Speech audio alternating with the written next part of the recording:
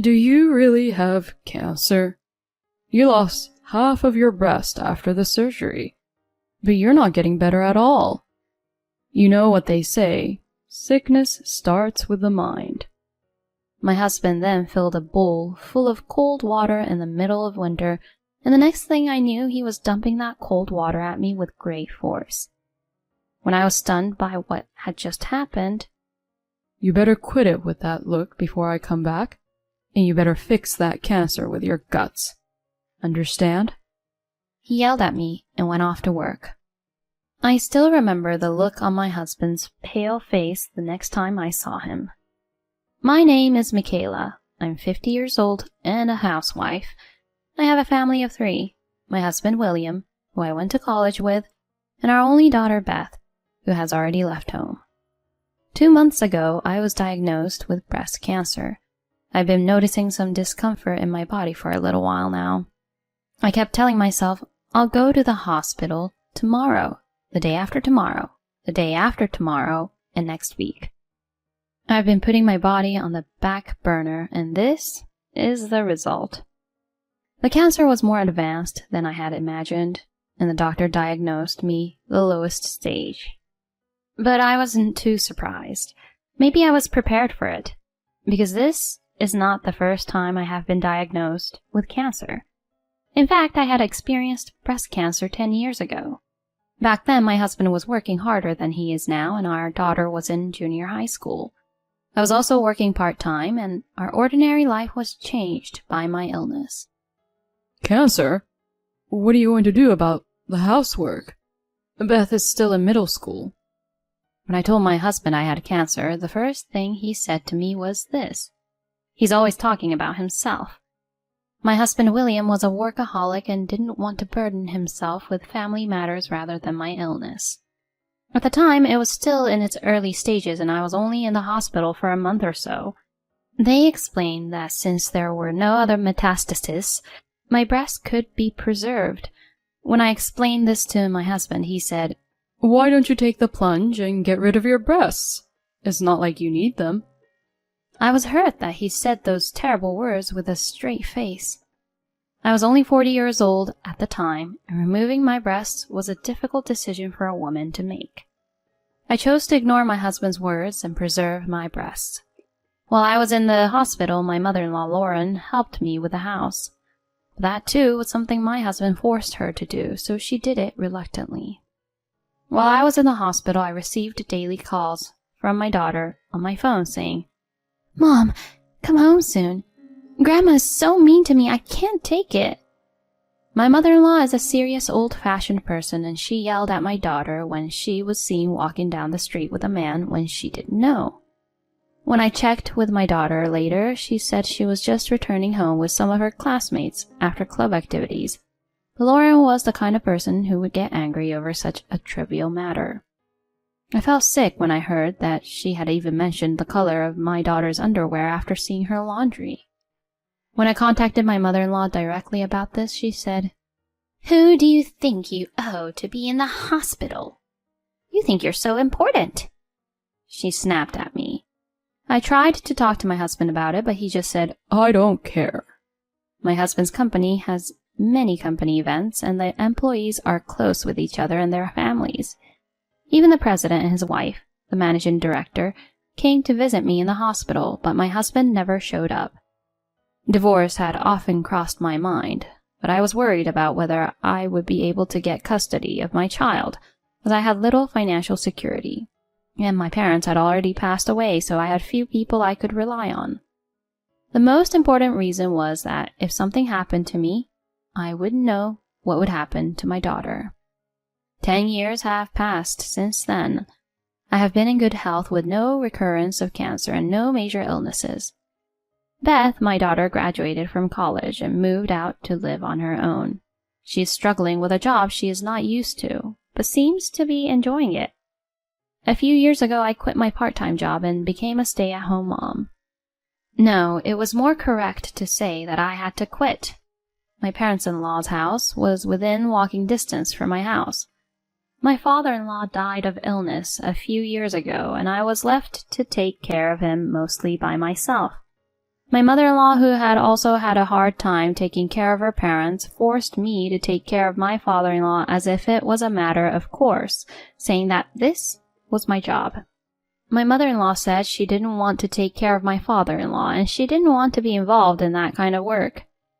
Sometimes she called me in the middle of the night and asked me to come immediately.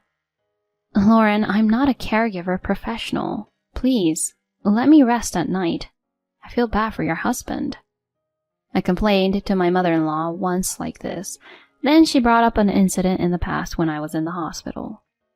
Do you not intend to pay me back from back then? She was very sarcastic. My husband had a sister, Heather, who was also very vicious. I am a married woman, so I have nothing to do with that family anymore. So she won't care for her father. But when my father-in-law passed away, she said, I would like to talk about my inheritance with my mother and brother, so Michaela, you have nothing to do with this, so can you please leave the room? How could she say such a thing without hesitation, without a word of thanks to me who had cared for her father for so many years? My father-in-law was a very kind man, and I felt sorry for him and his family. Just as I was getting ready to ask my husband for a divorce, my mother-in-law developed dementia. It was even harder to care for her than caring for my father-in-law. Hey, give me my money back. I was repeatedly accused of things I never did. Of course, my mother-in-law was wrong, and I never stole a penny. My mother-in-law's dementia only got worse and worse, and there was one time I spoke to a neighbor. You know, this is hard to say. It's about your mother-in-law. She came to the wake the other day, but... According to her, the money in the envelope she received from my mother-in-law only included $2. I asked my husband to ask my mother-in-law about this, and he said, That can't be true. The people in the house stole it. He wouldn't even listen to him, and my husband, exasperated, yelled at her to do whatever she wanted, and his anger was also directed at me. You quit your job and became a housewife, so you better take care of my mom properly. He yelled at me. This made me so angry that I snapped back. Excuse me? Cut the crap. Do you think I quit my job because I wanted to? Of course not. You're always working. But isn't she your parent? You should be the only one taking care of her. Don't blame me for any of this. My normally mild-mannered husband became impatient as I raised my voice in anger. Don't suddenly raise your voice. I'll try to help out more, so... Well, I'm sorry. But his apology was only temporary. He took time off work to accompany my mother-in-law to the hospital a few times. But he couldn't take that many days off, so he went back to his old self, and things went right back to the way they were. I had noticed some discomfort in my body at that time, but with my mother-in-law to take care of, my trips to the hospital became more and more distant. By the time I went to the hospital because I was feeling so ill, the cancer had already taken over my body. This time it had metastasized, and I chose to have one of my breasts removed. The reflection in the mirror made me feel like I was no longer a woman. I cried many times. But when I was discharged from the hospital, my husband's words to me were, in a sense, what I had expected. I was to stay at home until the next treatment, and the doctor told me to rest. Still, you could at least take care of Mom. If they took your breasts out, you must be cured by now. The day after I was discharged from the hospital, my husband says such things to me with a sigh as I lay in bed. I can't do it, no matter what you say. Besides, the cancer isn't cured and I'm still sick. I can't deal with your mother. You do it. My wounds are so sore that it hurts to even lift my hand. My mother-in-law gets emotional, throws things, and is not the kind of person a sick person should be dealing with. My husband, who took care of my mother-in-law while I was in the hospital, must have noticed how difficult it was for me. And yet he still forces me to live the same life as before while I'm in the middle of treatment. What a horrible person he is. Anyway, I'm going to work now, and you can handle the rest. My husband said that and tried to leave the house. Cut the crap! I shouted loudly, and he turned around and approached me. Do you really have cancer? You lost half of your breast after the surgery, but you're not getting better at all. You know what they say, sickness starts with the mind. Then he filled a bowl full of water in the kitchen and dumped it right on me. The coldness of the water and my husband made me shiver. I guess he was under a lot of stress dealing with his mother. You better quit it with that look before I come back. And you better fix that cancer with your guts. Understand? He said that and left for work. Guts? Is he stupid? I want to wipe my wet body and change my clothes right away, but I can't move as much as I want, and my wound hurts. I called my husband right away, but he was either ignoring me or not answering, so I called someone. An hour or so later, my husband came home with a panicked look on his face. The president asked me, "Why are you here, Mrs. Director?" My husband was very upset, and even though it was the middle of winter, his face was sweating profusely. Michaela called me. She wants you to get in touch with her. What's the meaning of this? You're taking some time off to deal with Michaela, aren't you? My husband had a cup in his hand with the logo of a nearby coffee shop on it. He lied to me about his work so he could enjoy his time alone. No, that's... To my husband, who did not know how to respond, I hate people who can't take care of their families. Do you think someone who can't even take care of his family can take care of a customer who is a complete stranger? Michaela has been asking me for advice for a long time. We are similar in age and we are very close. My husband looks at me as if he's never heard of such a thing before. June, the managing director, and I are only 1 year apart in age, and we both have a daughter, so we have become friends. When I got the call and rushed over to visit her, I was surprised. The front door was unlocked and Michaela was soaking wet. When Michaela told me her story, all I could feel was resentment. I told her that she should leave you. I heard my husband's voice so small and muffled that I couldn't hear him, not to mention struggling with the words of the executive director. I almost laughed at the thought that my husband, who is often overbearing to me, is such a weak-willed person at the office. The managing director glared at him and said, "Well, I just came to talk to you about work and I'll be on my way. You have about 10 years left until retirement, but we don't have a seniority system. We assign positions based on an employee's personality and enthusiasm for the job, so you won't be getting promotions anytime soon. On the contrary, you may get demoted. You understand what I mean, don't you?" My husband's face grew paler and paler as he listened to the executive director's words. In fact, the current president of the company my husband works for is his son-in-law, and the actual management of the company is the daughter of the president of the entire company. Since the managing director is in charge of the company, my husband's career at this company will surely be cut short in the future, according to the managing director. My husband collapsed to his knees. "You can decide whether or not you want to stay with the company." June, the managing director, said to me, "Michaela, let's have dinner again when you get well." I smiled and told her, of course. When June left our house, my husband said, "Why did you call her out of all people? Are you trying to harass me?" "Huh? Why else would I call her? It's your fault you didn't pick up the phone." My husband looked frustrated, as if he couldn't say anything back to me. Hey, you're good friends with the managing director, aren't you? I want you to talk to the managing director and tell her that this whole thing was a misunderstanding. Without my income, you'd be in trouble too." He looked at me with eyes like he was hanging on for dear life. I just silently looked down at my pathetic husband. "I know. Let's leave Mom to my sister. We took care of everything when Dad was still around. Then she should take care of Mom this time. Then you can start a new second life with me." I broke away and laughed. "I wanted to tell you something when I got out of the hospital." My husband's eyes lit up at my words. "Tell me anything," he replied so happily, and I said to him, "Please, divorce me." I looked my husband straight in the eye and said coldly, "Did you think I was going to beg you for something?" Hearing the word divorce, my husband widened his eyes. "Why?" is all he could say from the shock. "Did you think I didn't know what was going on?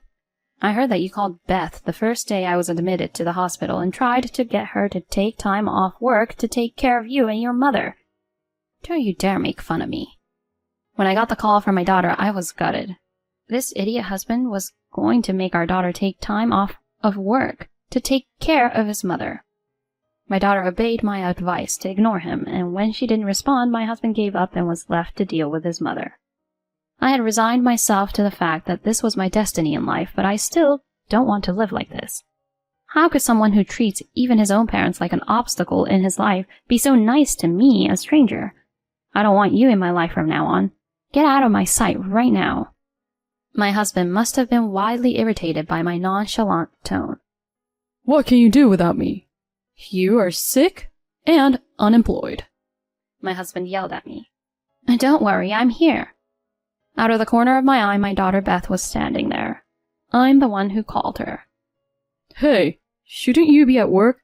Working people can't take time off work easily. Beth ignored my husband's words and immediately went over to me. Mom, I'm sorry I'm late. I've got a cab waiting for us. Let's go. She quickly and lightly packed my luggage and was about to leave the house. Beth, you've always been so selfish. I sent you to college, you ungrateful bastard. My husband was furious. What? You sent me to college? You told me not to go to college, so I took out a loan and worked so that I can go. Your memories are falling out along with your thinning hair. Beth giggled as she looked at the top of my husband's slightly thinning head. I couldn't help but giggle at Beth's words. My husband's face turned bright red, perhaps embarrassed, but I was no longer afraid of this man. I'm sure you're going to have a tough time soon with your former subordinate becoming your boss and your personal life being taken care of by your selfish mother. I'll be able to live a peaceful life with my beautiful daughter. Of course, I won't let my illness get the better of me. Suck on that. And from Beth, my daughter, you may be my father, but I don't consider you one.